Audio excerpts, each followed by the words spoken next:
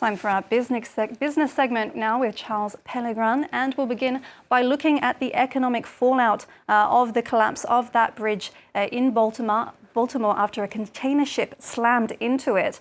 Divers are set to return to the waters this Wednesday at dawn to see if they can recover those six missing people, now presumed dead. They did recover two other people earlier on Tuesday, both alive. One of them was hospitalized, but this is set to have a wider impact on the business world. Tell us more. Obviously, this is secondary compared to the human loss of that tragedy, but the 50-year-old bridge, the structure, was really a defining feature of the Baltimore skyline and also a crucial piece of infrastructure for what is one of the East Coast's major port cities. This means the Port of Baltimore is currently shut, as is a major highway in the city, the one that went through that bridge. That bridge has on average 11 million vehicles on it every year.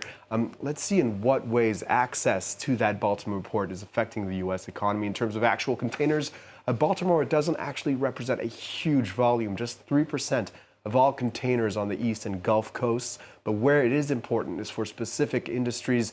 It's got the largest volume of automobiles, for instance, moving through it at 847,000 vehicles last year, and is one of the biggest exporters in the country of coal and lumber, among other commodities. In total, $80 billion worth of goods transited through the hub last year, which means that every day the port is closed, $217 million in trade is lost. Right, so how are businesses responding to this? Well, we can expect some delays because new routes need to be found for the goods that were meant to go through Baltimore.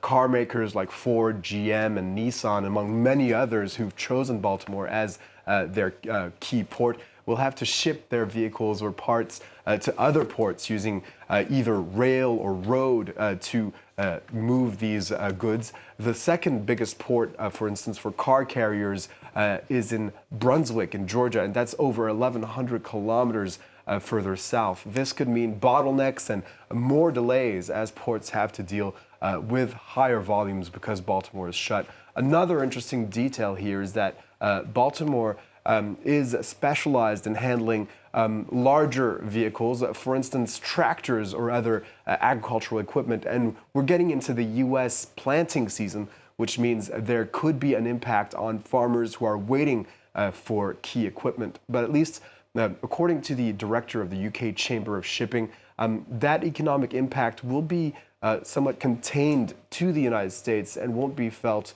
on the other side of the Atlantic.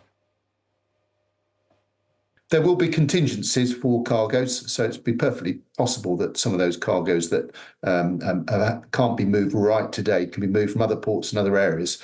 But some of the very large dry bulk activity will be very difficult to reorganise in that sense. So there will be an impact. But what I would say is that's an impact for that particular market. I don't think that would cause any issues on this side of the Atlantic. Well, let's take a look at the stock markets. Talk us through what's happening, Charles. Well, we're seeing shares rather flat at the open on the major European bourses this Wednesday. The CAC 40 in Paris just under the flat line as consumer confidence came in higher in March compared to February. Let's look at specific stocks now. Swedish fast fashion group H&M saw its share price surge 13% at the open after saying its operating profits rose more than expected in the first quarter of the year.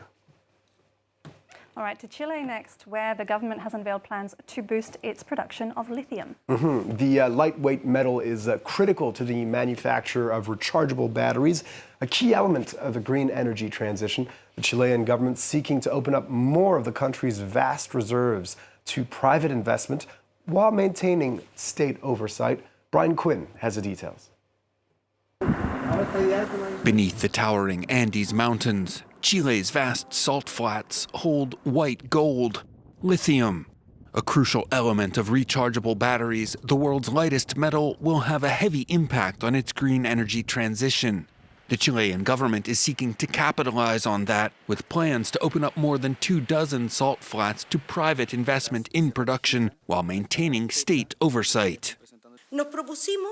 We intend to increase production with state leadership, from exploration up to the value addition process. Naturally, this will be a public-private collaboration, incorporating technological development while ensuring social and environmental balance. In April of last year, President Gabriel Boric announced plans to nationalize Chile's lithium industry to boost the national economy and limit environmental damage from the water-intensive production process in one of the world's driest regions. With 36% of the world's known lithium reserves, Chile is the #2 producer after Australia. Along with neighboring Argentina and Bolivia, it makes up the so-called lithium triangle, where 3/4 of the world's supply are located. The government is seeking a 70% production boost by the end of the decade. Short-term oversupply, driven by a slowdown in Chinese electric vehicle demand, has sent prices tumbling on commodities markets over the past 2 years. Long-term demand, though, is only projected to rise. In the U.S., the Biden administration recently introduced rules that would require more than 70% of new vehicles sold to be electric or hybrid by 2032. So they're one of those critical minerals really useful in the economy of the future, the green economy, especially important for electric vehicles. Of course, Charles Pellegrin, thank you so much for that business update.